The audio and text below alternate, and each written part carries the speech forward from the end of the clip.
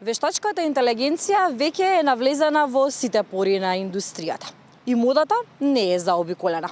Во последните неколку години познати светски брендови ја имплементираа вештачката интелигенција во нивната работа. Луѓето пак од една страна се поделени. Дел од нив се плашат од вештачката интелигенција, дел и се восхитуваат. Единствената македонка која што е дела од еден проект, од еден креативен проект, една заедница која што ја имплементира вештачката интелигенција во модата, односно развива мода преку еден софтвер, на еден модерен, на еден футуристички начин, е нашата гостинка со која што сакам да ве запознам во продолжение, професорката Емилија Славевска. Ви благодарам што сте заедно со нас. Благодарам на поканата. Драго ми е да поразговараме малку на оваа тема која што генерално е нова во поголемиот дел на друштвото во кое живееме. Меѓутоа се радувам дека има дизајнери кои што сакаат да го работат ова и соработуваме, коментираме, се дружиме, расправаме за тоа и така. Ајде да не запознаете за почеток малку повеќе со оваа заедница. Ова е светска заедница, од каде потекнува и како вие се најдовте да бидете дел од неа? Така, па имаме една пријателка која што живее во странство, заедно со неа го делиме оној ентузијазам кој што е за се што е ново нели во модната индустрија. Ми испрати еден линк, така случајно во самиот разговор го разгледав линкот, беше во суштина нели за приклучување на оваа заедница како една година соработка каде што ќе можеме ние како дизајнери да ги креираме нашите идеи, да ги визуализираме во виртуелниот свет, значи да ги дигитализираме на некој начин нашите идеи кои што потекнуваат од нашиот ум, така да прифатив, се приклучив, околу 20 кусор луѓе сме нели од целиот свет кои што соработуваме заедно и ги прикажуваме нашите дизајни, ги изработуваме преку овој софтвер, така да интересно како искуство и се уште сум на почеток, очекувам така уште многу повеќе интересни проекти. 3D стајлист се нарекува оваа заедница, од каде потекнува? Па вака, самиот софтвер е кинески софтвер кој што веќе се шири нели на повеќе континенти. Генерално функционира како други софтвери. Јас имам претходно работено со поинакви софтвери кои што се нели најпрачуени, меѓутоа некако познавајќи го интерфејсот на претходните софтвери лесно навлегов и сметам дека е доста коректен за да можат и други дизајнери кои што не го познаваат овој момент на дигитализација да седнат со неколку туторијали, да го проучат самиот софтвер и да можат да си ги визуализираат своите идеи во самиот 3D дизајн. Вие сте единствена македонка, тоа навистина го задржува вниманието. Нема ли интерес во Македонија? Еве, што вели вашето искуство со колегите? Каков е интересот и какво е прифаќањето на вештачката интелигенција во светот на модата во Македонија? Како тоа сте единствена во ова? Вака, најпрво да ги разграничиме работите. Вештачката интелигенција претежно е мода која што ја генерираме базирана на кодови и податоци. Меѓутоа, ова станува збор малку и за вештина која што треба да се усвои, како што треба да се усвои шиењето, кроењето. Ова е дополнителна вештина со која ние ако сакаме да одиме напред во нашата нели работа, да изучуваме некои нови работи, добро е да се научи како веќе следна вештина. Така да има доста дизајнери и кај нас кои што го работат овој 3D момент. Баш јас контактирав со неколку колеги со кои разговаравме нели зошто толку многу не е застапено во етерот нели како момент дека креираат, еве имаме наша дизајнерка која што продава да кажеме нејзини модели на конкретно на апликацијата која што е на основана од Dresex. Така да имаме наши дизајнери кои што сакаат да го работат ова.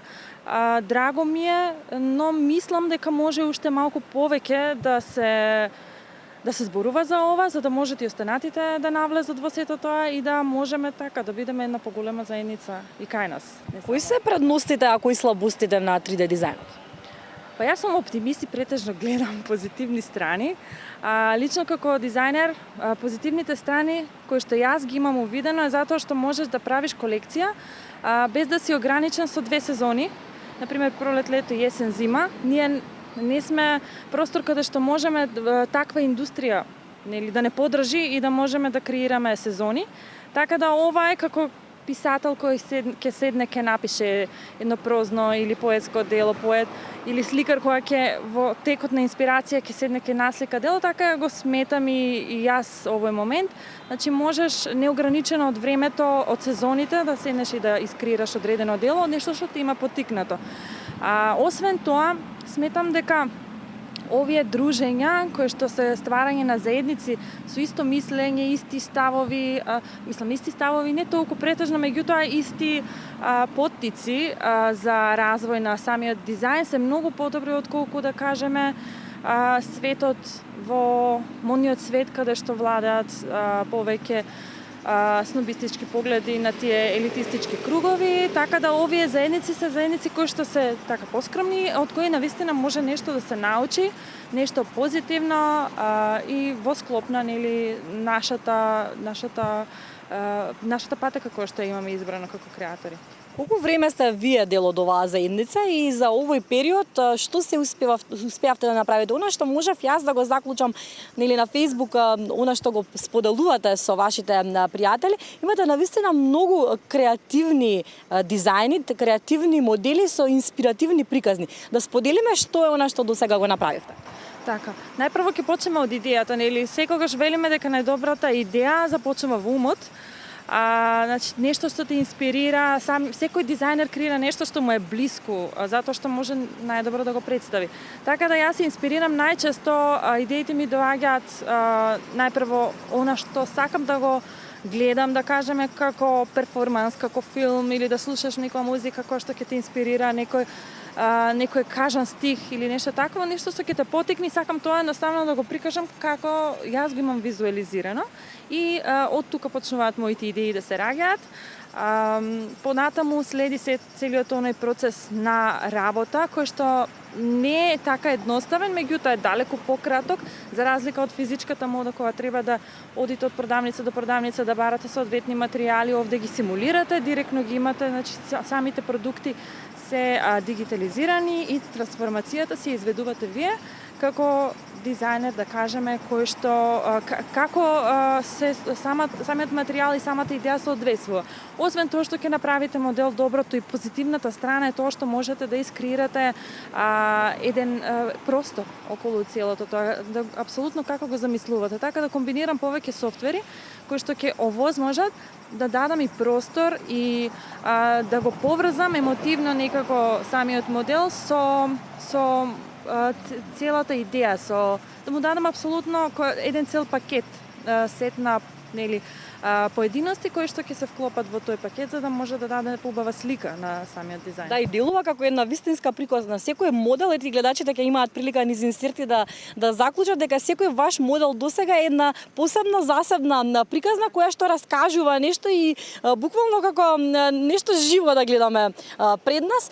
Тоа од ова што можам да го заклучам досега што го зборувате, најпосле треба да го сватиме овој дигитален свет како на дополнување на традиционалното, без кое што можеби понатаму човештвото во модата не може да функционира, или? Па јас сметам дека ова е иднината, затоа што модната парадигма досега која што ја гледавме, тоа значи еден сет креиран кој што веќе не може да светот да го издржи тој притисок од она што во модната индустрија, не како модата, како креативност, туку самата индустрија создава повеќе работи од што се потребни.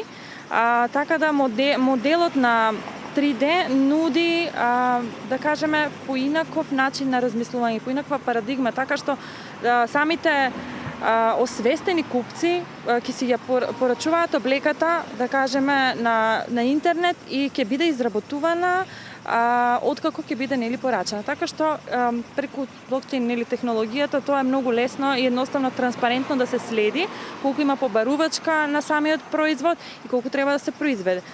Сега тука има дискутабилно заради тоа што најчесто старата модна парадигма која што е направена е да се креира што е можно поголема бројка на продукти и самото тоа намалува цената. Па сега овде имаме поинаква прашање, можеби ова ќе треба да се стимулираат самите компании, за да може да го издржат тој финансиски товар, да кажеме, на тој недостаток што ќе, затоа што за да се изработи самото парче кој што ќе биде во помала количина, сигурно ќе кошта многу повеќе. Меѓутоа сето ова се почетоци, така да сите тие предизвици се логични. Сметам дека во иднина ќе се надминат затоа што гледам доста примери на ангажирани луѓе кои што нудат паметни решенија на компаниите, ги продаваат своите идеи, тоа функционира. Што функционира кај едни, ќе функционира и кај други. Се менуваат работите на подобро и јас сум оптимист дека 3D дизајнот ќе навлезе малку повеќе во модната индустрија.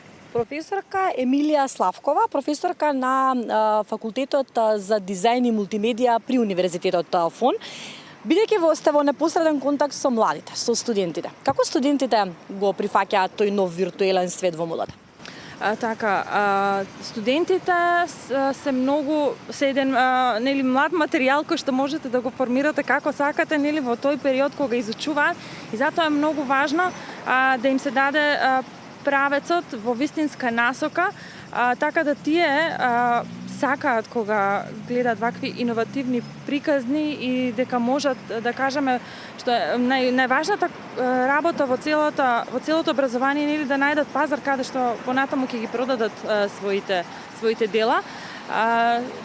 Сметам дека и тие се свесни за позитивните страни на 3D креирањето, затоа што можете и во виртуелна реалност тоа да го аплицирате, и во додадена реалност, и можете истото, например, да го во реалноста да го усуштина примените, затоа што самата креација апсолутно има понатаму различни примени 3D креацијата, затоа што секако ние ги зимаме аналогни тие податоци, за да можеме да ги дигитализираме, потоа да ги трансформираме, исто така можат повторно да се вратат во аналогна форма. Значи има повеќе опции, така да и младите, самите дизајнери го гледаат ова како позитивна страна, се свесни и доста се амбициозни, морам да ги пофалам. Ме радува тоа кога ќе го видиш моментот, како ние во истите моменти кога сме креирале, кога сме имале таков ентузијазам, и треба во суштина да биде такво, да се менуваат работите на сцената, да имаме така една попозитивна, поразиграна модна сцена кај нас. И само уште за крај, како вие, како индивидуа, планирате, дали имате некакви идеи и цели да го имплементирате, односно да го отворите патот за дигиталната мода овде во нашето општество? Така, најпрво, немам некои големи, да кажеме, планови кои што јас си ги правам во главата. Она што сакам, на што сум посветена во моментот, е да научам што е можно повеќе алатки кои што ќе бидат во моја полза, за да направам нешто и понатаму истото да го пренесам како можност на помладите генерации. Така да изучувањето на вештините го зајакнува самиот дизајн. И мислам дека градењето на тој стил, градењето на нешто што е различно, ќе ги донесе понатаму со работките. Сето тоа е виртуелно, значи секој може да го погледне, да се спојат тие интереси. Така да не размислувам многу за соработките, но се надевам, има и некои најави, се надевам дека ќе има нешто така интересно каде што ќе можеме да го прикажеме тоа. Јас во принцип не сакам да истакнувам мојата работа како она што го имам завршено, што у суштина како креативност, например, е целта, кога правите нешто креативно да го видат луѓето. Така да добро е кога идеите го презентираат тоа што го работите, не самите вие, Не сакам толку многу да го експонирам мојот став, но би сакала тоа што го работам, самото да се експонира и да ги донесува и соработките и да едноставно биде вреднувано на висина на која што е. Ви благодарам. Благодарам и на вас за поканата.